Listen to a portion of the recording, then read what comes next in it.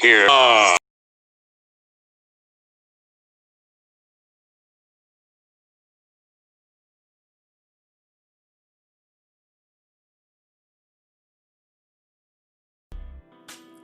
Welcome to another edition of IMO Sports with Pedro Justice.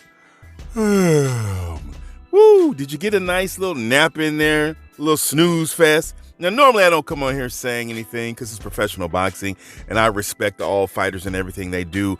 But tonight it did not seem as though Danny Jacobs and Rosado came here prepared to put on a show.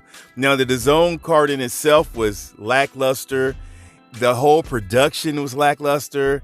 It had no energy, no excitement. The commentators going at each other was the only thing good. And at the end, the announcement, as we just saw, Philadelphia, Brooklyn, New York. Give me a break. This was embarrassing all the way around. Even Eddie Hearn had to come out and say it was embarrassing. Now, they gave the victory to Danny Jacobs. Do you believe that he won this fight? Or do you think Rosado won this fight? I think we all lost for having to watch and sit through this.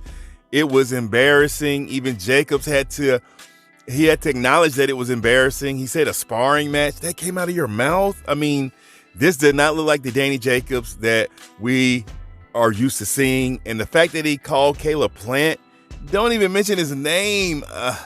I don't think anybody wants to see Danny Jacobs fight like this again. Hopefully this was just a fluke.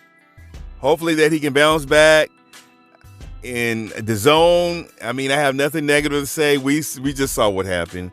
Do you believe that Danny Jacobs won this fight, or did Rosado actually win this fight? Split decision. Maybe they had something different on the cards, and that's why the announcer said what he said. Let me know what you think. Until next time, it's Pedro Justice.